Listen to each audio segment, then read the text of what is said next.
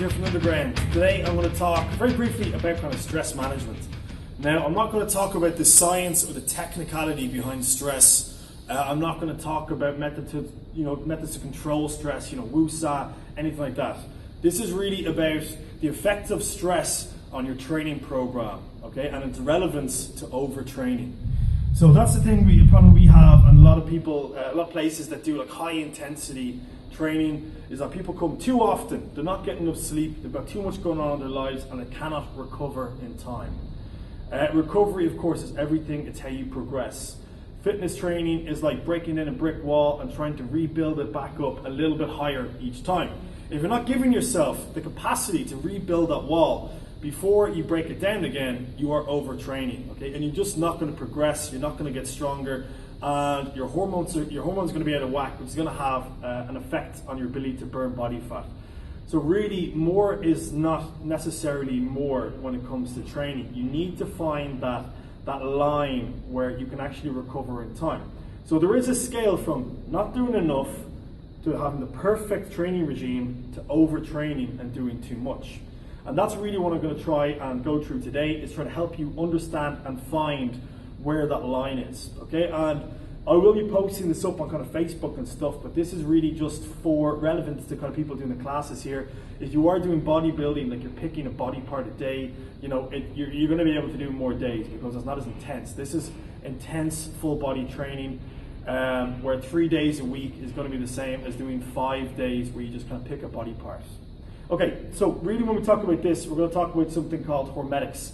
Hormetics is really about kind of like finding the right dose of something, where not enough of it just isn't going to be beneficial at all. There's the beneficial dose, and then there's like the toxic dose. Hormetics deals a lot with sort of kind of chemistry. A good example would be vitamins. If you're malnourished, you're not getting enough of something, no benefit to you whatsoever. If you're getting the beneficial dose, you will get the results that you want. And then if you have too much of certain vitamins, it can actually be toxic, okay? And we need to talk about that scale, that midline, and how it actually moves around, and how you need to know what to expect based on your lifestyle of where that's going to be and what sort of training that you need to do to get maximum results. Okay, so let's look at a line. Okay, now we're going to take this all as being the same person, okay, the same person.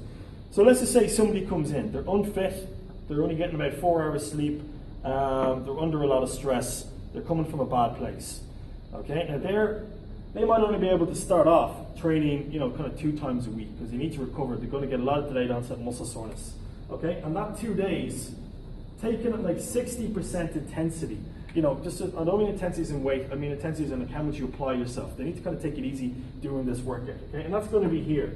Where if they went in 3 days a week, they can't recover in time, they went full whack at it, and they can't walk, okay? Well, that's going to be over here. They're going to be in that sort of overtraining window.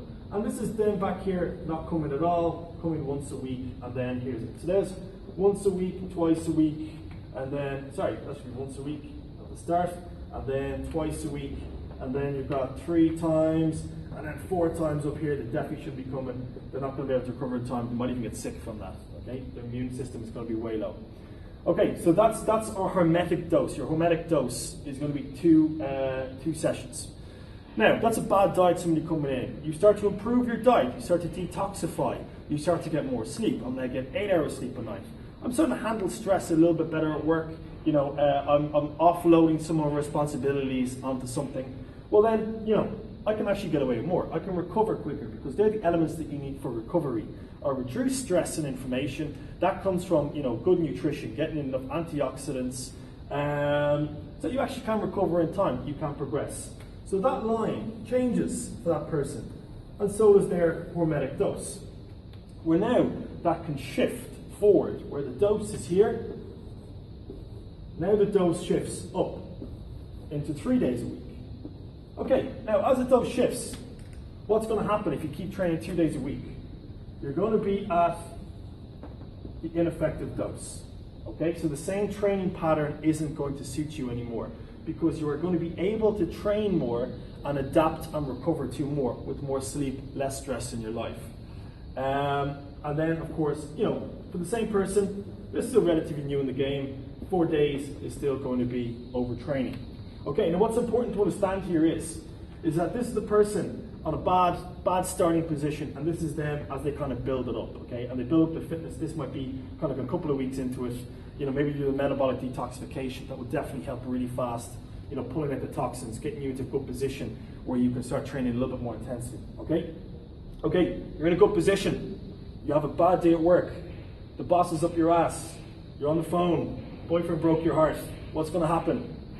You're going to go back, okay? The stress is going to have a massive impact on your body. And, you know, stress is funny because we handle modern stress the same way as, you know, stress is in sitting in traffic, you know, someone receiving bad news. Our body handles that the same way as our prehistoric ancestors handled being chased down by a woolly mammoth. It's just the way our body deals with things now. It's the modern uptake on, you know, a really dangerous physical stress. Of course, if you're about to get hit by a car, the stress is the same, but the actual chronic effect of stress is actually the exact same, okay? So you need to understand that as you do like a little bit, are subject to a bit more stress, you need to start peeling back. So I have a few clients who are like, you know, I had like, you know, a terrible day in work today, so I just needed to come to the gym and I needed to blast it out. Wrong. They'd come in and I'd be like, look, just take it easy and we'll do a light session and we'll just focus on strength, because you don't want to overload them more, because then you're bringing them into this non-adaptable phase where they just can't recover in time, and they may even get sick from it. Because you have to remember that overtraining does have a massive impact on your immune system. So that's why a lot of people, you know, they go hard at it for training, you know, they really crimp on their diet, and what happens? They get sick.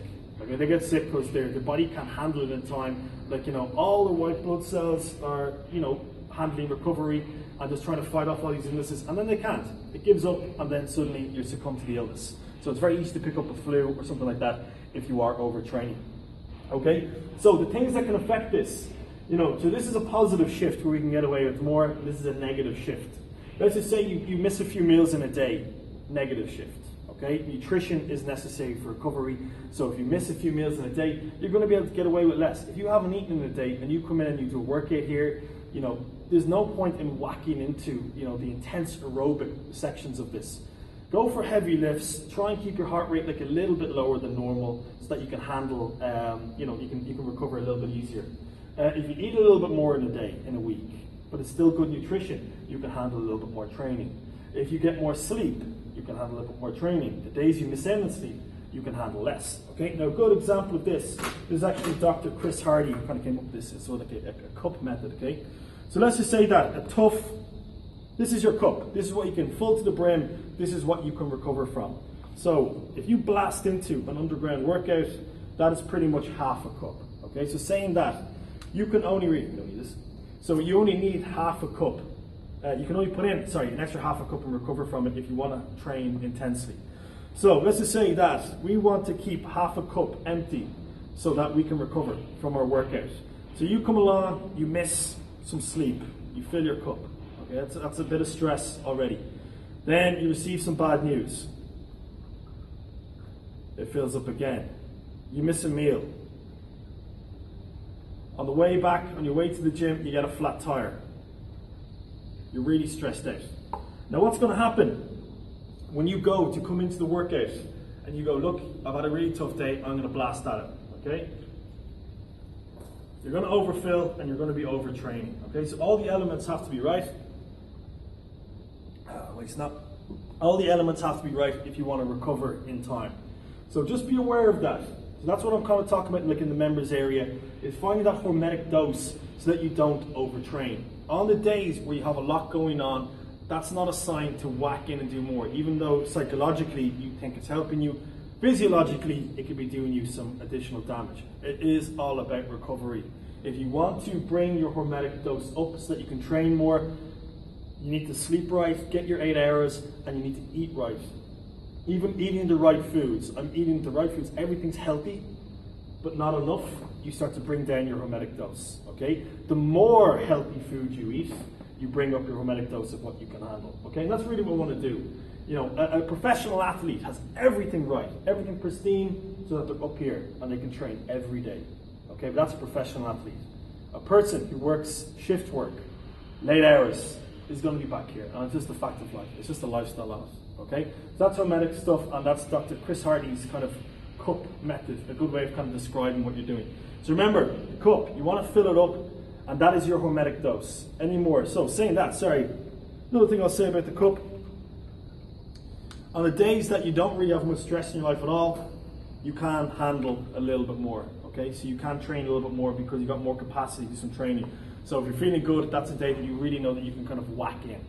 Okay, so that's hormetic dose. If you have any questions on it, just email us. You know, all the details are on the website above, or if you're watching this on Facebook or on YouTube, you know, you can private mail this page. Okay, I'm Patrick from the Underground. I hope that kind of makes sense. It was a little bit all over the place.